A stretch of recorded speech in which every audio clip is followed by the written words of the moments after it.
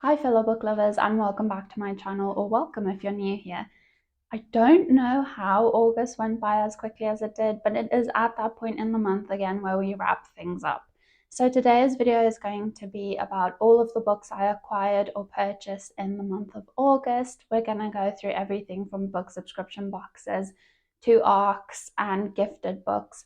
So if you want to grab your drink, I actually don't have one today, but if you want to grab yours, get it now and we can dive into this video. So the first thing I wanted to talk about was pre-orders. So I had Masters of Death by Olivie come in. This is the Waterstone special edition and it has that really cool skull spread edge. If the plot of this didn't convince me to read this book, that edge alone would have completely sold me on it.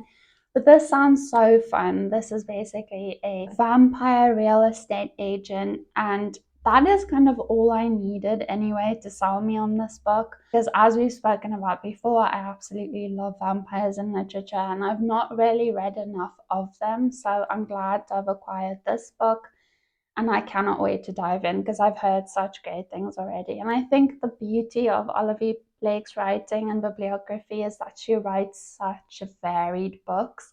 We can go from like Romeo and Juliet retellings to something that feels, I guess, in plot a little bit silly because why a real estate agent? But I think there's gods in here. There's just a lot of cool supernatural elements. I think that's going to make this really fun. The next thing, and this came in literally this morning, is Our Dark Duet by Schwab. This is the anniversary edition.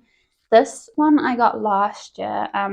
So this is the first book in the duology, and it has that really cool edge. It also has, I'll just quickly show you the front cover, so that's really pretty. This is just the second one in the duology, and it's pretty much exactly the copy of the first, except that it's in blue instead of red. So it has that same edge in blue, and has the same end paper in blue, and similarly the same cover in blue, except this one has two little markings because it's the second one. Really excited to read this because apart from The Fragile Threads of Power, these are the only two V. Schwab books I haven't read. Moving on to book subscription boxes, I only have the one, which is Harper Voyager's Locked Library box.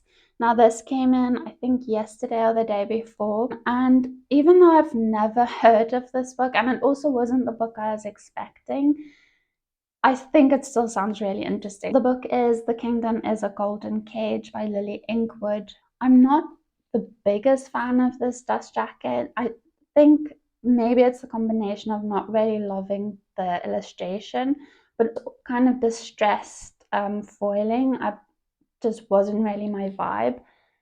And saying that, under the dust jacket is really, really nice, and I'm going to show you that in a second. The edge is digitally printed, and really cool, the roses. We have a bit of a plain end paper, but I really don't mind that because it matches the naked hardback, which is all that really matters to me anyway. So that's the naked hardback. The golden red is just beautiful, and I love the cage.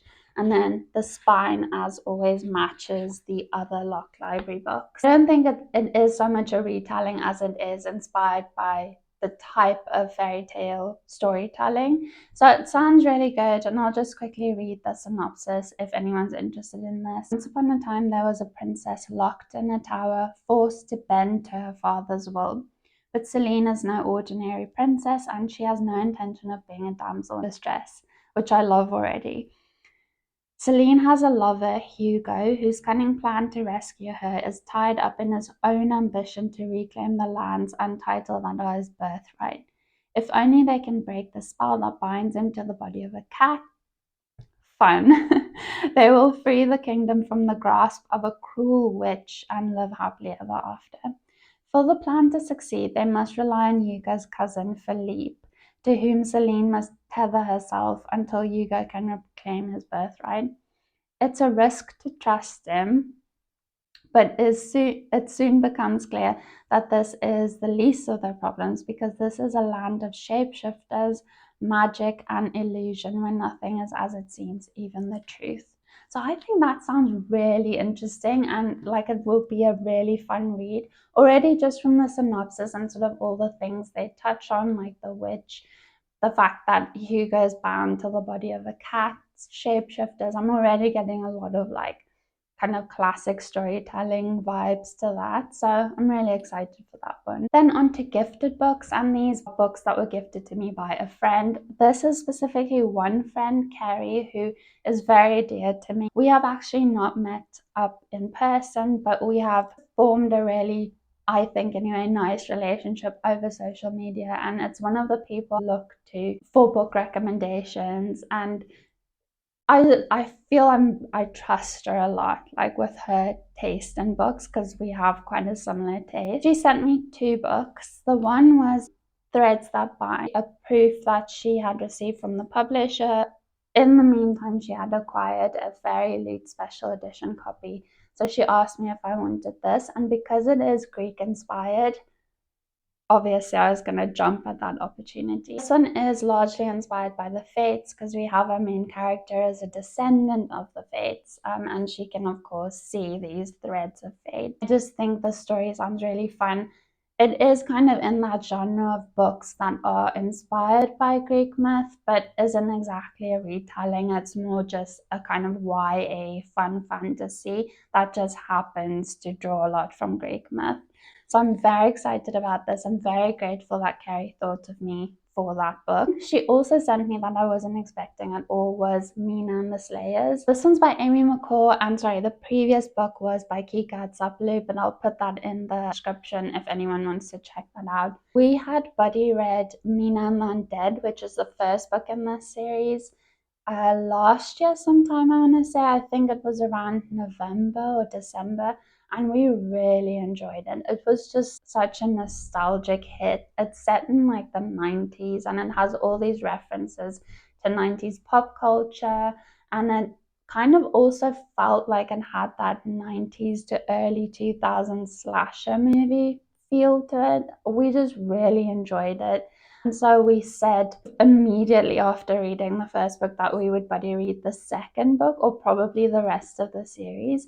So we were always aiming to read this one, and I was going to pick it up in time for our buddy read, but Carrie very kindly gifted this one to me. So we'll be buddy reading this in October for Halloween. So yeah, thank you very much, Carrie. On the topic of gifted books, one of these was sent to me by a publisher. One I had won in a raffle. So it's gifted, but it was earned. First one is Divine Rivals by Rebecca Ross, and this was sent to me by HarperCollins. This one I have been dying to read, and actually I really wanted the Fairy Loot, I think, edition, because it just blew me away. I am so in love with that edition, but I just could not find it for a reasonable price. I think the pricing was so extortionate. So I kind of gave up on that dream for now. I had requested this through like a TikTok shop type newsletter, and I had a 1 in 5 chance. So in a way, I kind of won this one too. I've heard such high praise of this book and its academic rivals. I think there's like magical typewriters involved. So how could you not fall in love with this?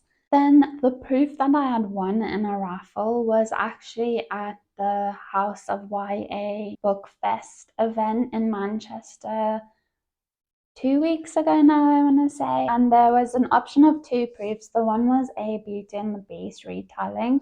The second was To Gaze Upon Wicked Gods. Anytime you tell me there are any sort of gods involved, I am just on board. I have really found that that's kind of like a niche kind of genre that I really enjoy. And then my number was gold, and I picked this one because I just fell in love with the idea of this. I won't read the entire synopsis, but it does say known as the girl blessed by death, which is enough for me already. Ruying, I hope I pronounced that correctly, wants only to survive, but when her magic is discovered by an enemy prince, she must decide if saving her family is worth betraying her country. It sounds as though there is quite a bit of intrigue. There are sort of ancient Roman gods, and it just sounds really cool. And that is the cover that it'll publish with, so it's just a gorgeous book as well. The final thing in my book haul is something I purchased for myself, and this was actually at the YA Book Fest event. I had gone mostly to see B. Fitzgerald promoting Girl Goddess Queen. It's a YA Hades Persephone retelling, but I fell in love with Joelle Wellington. She is so charming. She was just so lovely on the panel, and the way in which she kind of goes about talking about her book was just really intriguing. And I had also seen this recommended a few times by various book talkers and bookstagrammers, so it was on my radar, but that talk kind of sealed the deal, and I went ahead and purchased their Vicious Games. This is Dark Academia. And there's a bit, I think, a bit of a trial book as well, if I'm not mistaken. She was so lovely and so generous with her time, and so I just wanted to really support her. And so this was my final purchase. That is my book haul for August. 8 books added to the big old TBR. It literally almost is a case of taking 9 steps forward because I read 9 books in August, and 8 steps back because I have 8 more to add to the TBR. But you know what? I think I have learned the value of completely ignoring my TBR count. And like they always say, book buying and reading is 2 separate hobbies. Let me know if you've purchased any of those, if any of those intrigue you, if you'll be picking them up. If you have stuck with me, as always, thank you so much for watching. Thank you for your time and sharing this experience with me. Please consider subscribing if you haven't yet, and also give me a thumbs up if you don't mind. Until we speak again, happy reading and happy book buying.